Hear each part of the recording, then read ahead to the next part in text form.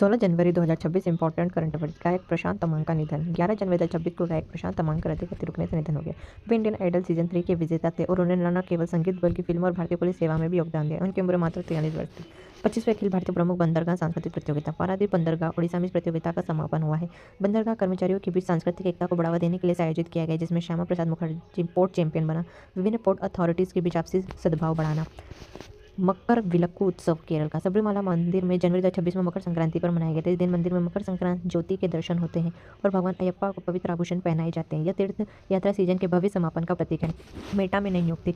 Dina Powell McCormick का अध्यक्ष और उपाध्यक्ष नियुक्त किया गया है। मेटा सरकारी नीति और वैश्विक निवेश रणनीतियों को मजबूत करने के लिए पूर्व अमेरिकी सरकारी सलाहकारों को शामिल कर रहा है। इंफ्रास्ट्रक्चर और डेटा सेंटर के लिए वैश्विक पूंजी जुटाना।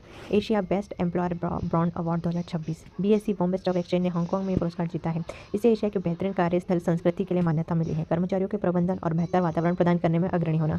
Indus food 2026। 9वें संस्करण का उद्घाटन चिराग पासवान ने ग्रेटर नोएडा में किया है। यह दक्षिण एशिया का सबसे बड़ा food and beverage trade show है। भारतीय खाद्य निर्यातकों को अंतर्राष्ट्रीय खरीदारों से जोड़ना है। राष्ट्रीय सड़क सुरक्षा सप्ताह 2026। 11 से 17 जनवरी 2026 तक पूरे भारत में मनाया जा रहा है। बढ़ते सड़क हादसों को रोकने के लिए सरकार हर साल लोगों को जागरूक करती है। सड़क और इसकी थीम है सड़क सुरक्षा जीवन रक्षा।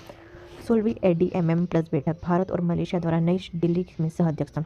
वैश्विक स्तर पर आतंकवाद की चुनौती से निपटने के लिए आसियान देशों के साथ रक्षा सहयोग को बढ़ाना है। इसकी तारीख 14 से 16 जनवरी 2026 तक।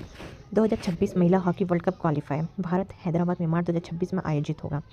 भारत को एक बड़े अंतर्राष्ट्रीय हॉकी टूर्नामेंट की मेजबानी मिली है, जो खेल पर्यटन को बढ़ावा देगा।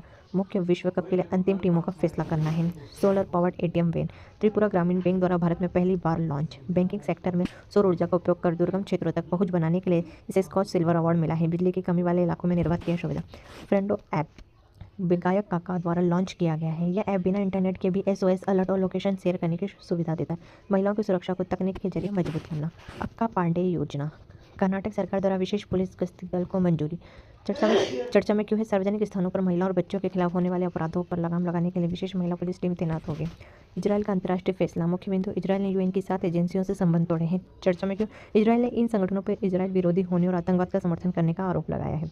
यह अंतर्राष्ट्रीय कूटनीति में एक बड़ा तनाव पैदा करने वाला कदम है। नवी मुंबई हवाई अड्डे का नया नाम DB पाटिल अंतर्राष्ट्रीय हवाई अड्डा नाम रखा गया। स्थानीय किसानों और जनता के हक की लड़ाई लड़ने और नेता DB पाटिल को सम्मान देने के लिए भारत सरकार ने घोषणा की।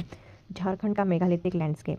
मुख्य बिंदु झारखंड सरकार द्वारा यूनेस्को विश्व धरोहर के लिए अभियान। यहाँ के प्राचीन पत्थर हजारों साल पुराने हैं, जो आदिवासियों के इतिहास और खगोल विज्ञान की जानकारी देते हैं। राज्य की प्राचीन विरासत को वैश्विक स्तर पर पहचान दिलाना। तो दोस्तों, अगर आपको मेरी वीडियो पसंद आई हो तो प्लीज़ लाइक कीजिए, सब्सक्राइब कीजिए और ऐसे मेरे चैनल को फॉलो कीजिए। Thank you.